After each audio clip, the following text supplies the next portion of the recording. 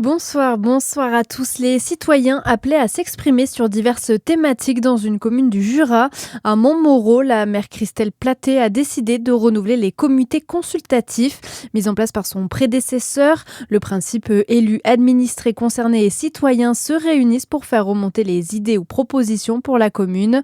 Un comité sera notamment consacré à la lutte contre les espèces invasives. Le bar Les 3-8 à Dijon contraint de fermer ses portes.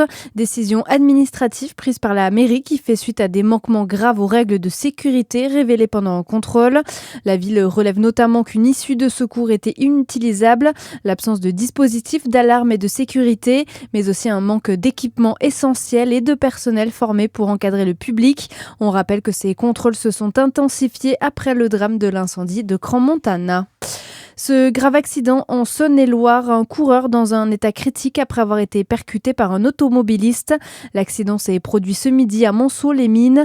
Un automobiliste a perdu le contrôle de son véhicule et a percuté cet homme de 30 ans qui courait avec sa compagne. Il a été projeté par le choc dans l'étang du Plessis qu'il longeait. Deux jeunes hommes d'une vingtaine d'années étaient à bord du véhicule. L'acteur Cadmerade et sa compagne Julia Vignali déboutés par la justice.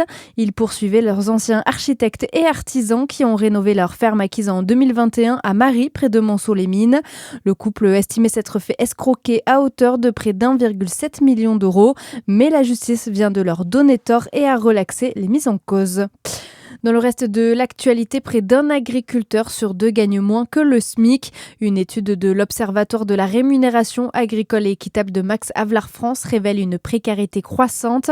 Elle touche particulièrement la Nouvelle-Aquitaine, comme l'explique le président de l'antenne régionale de la FNSEA, Johan Guédon. On a des agriculteurs qui ont zéro revenu, qui sont en déficit chronique. Ça fait plusieurs années que ça dure. Amplifié en Nouvelle-Aquitaine parce que on en parle de plus en plus de ces zones intermédiaires. Des zones à faible potentiel de rendement, notamment pour les céréaliers. C'est en train de s'amplifier, notamment avec le dérèglement climatique, qui dit faible potentiel de terre, faible rendement. Si en plus on se prend un coup de chaud ou un excès d'eau, il est évident que là on n'a plus de revenus du tout. Et il est très compliqué de vivre comme ça aujourd'hui. Alors on va perdre énormément d'agriculteurs d'ici la fin de l'année si rien ne se passe d'ici là. Les éleveurs sont aussi concernés puisque de moins bons rendements entraînent un coût de production plus élevé.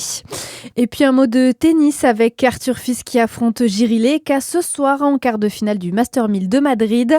Une rencontre aux airs de revanche pour le numéro 1 français qui s'était fait sortir par le Tchèque le mois dernier en demi-finale à Miami. Le match devrait débuter aux alentours de 21h30.